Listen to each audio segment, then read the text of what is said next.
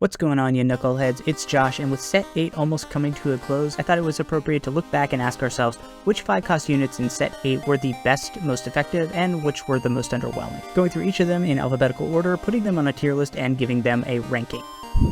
First up, we have Aphelios, who is a very strong sure-shot damage dealer. He fit into a couple of very strong comps, namely Ox-Force and those high-cost sure-shot comps. That said, he couldn't really flex into any other comps, and there were times where I really didn't feel like he was that impactful, even if he was supposed to be one of my main damage dealers. I often felt like Syndra kinda outclassed him in those sure-shot comps, but he did have a lot of versatility with all the guns, so I have to put him in the B tier because of his comp synergies and his overall utility. But as far as damage dealing goes, I really wish that they had made him more impactful in some way.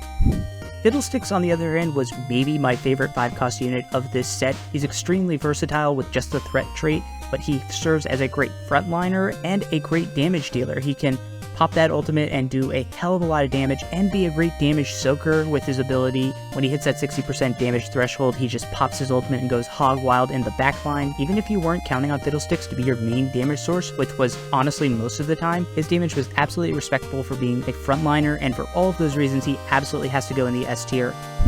And on the other hand, Janna's kit should have been incredibly useful throughout Set 8, but it just never felt very impactful. I don't know if it's just me, but the tornado really felt like it never hit anybody that useful, and the bonus aura that she granted just was not noticeable either. And as a result, she really only fit into Spellslinger comps, and those were pretty lackluster throughout Set 8. I'm gonna put Janna down in the C tier, really a disappointment of a champion. Now, Leona is next, and she was a good champion, but not a great one. Her synergies, Mecha Prime, Aegis, and Renegade were all pretty strong, and as a result she flexed into a couple different comps, namely the Mecha Prime and the Renegade comps as a great frontline tank, and her Aegis ability also meant that you could flex her into some of those comps with like Echo. Her ultimate, I think, should have been impactful, but it often didn't really feel like it was. I would say that Leona deserves to be at the bottom of the A tier, maybe top of B tier.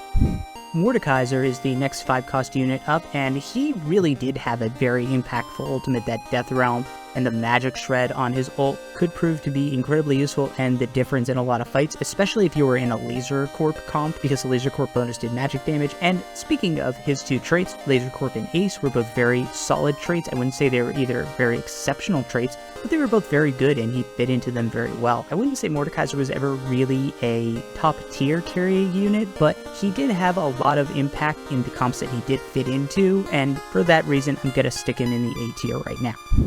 Next up, we have Nunu, another unit that I thought was going to have a lot of high impact and really just didn't. For one, he has the Gadgeting trait, which has been underwhelming all year, even despite the rework. Yes, he fit into a lot of the Zoe comps or into the Yuumi mascot comps, but those have been kinda niche, and Yuumi especially has fallen off a lot since earlier in the set, so he really only fit into that Zoe comp, and even then, I don't think you really needed him. I'm gonna put Nunu down in the low B, high C tier.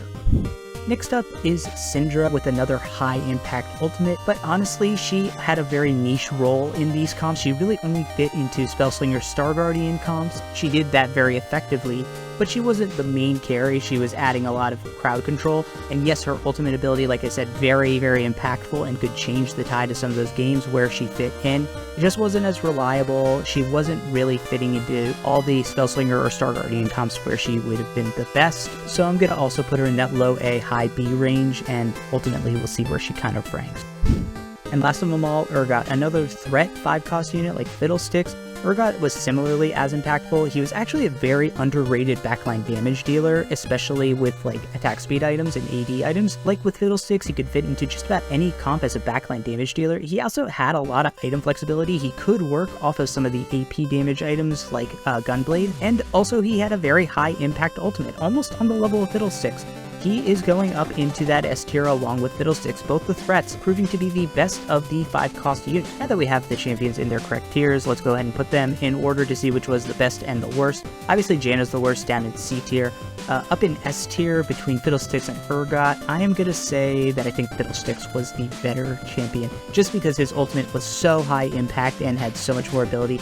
Ergot, he was an extremely good champion. This was extremely close, but I think Fiddlesticks was just a frontliner he stuck into any comp he wanted. In the A tier, I put Mordekaiser over Leona, kind of a no-brainer. Leona was close to being B tier, so Mordekaiser's going to be over her, obviously. In the B tier, I will go with Aphelios number 1, just because he was the main damage dealer in those comps that he fit into, following him up with Syndra because, again, her ultimate was very high impact, even though she was a bit niche. And then finally, Nunu, I'm going to put him at the lower end of the B tier. And if you want to see some of the comps that these units would fit into, go ahead and check out this 3-minute guide I have for the Renegade comp. I'll catch you next time, Knuckleheads. Peace!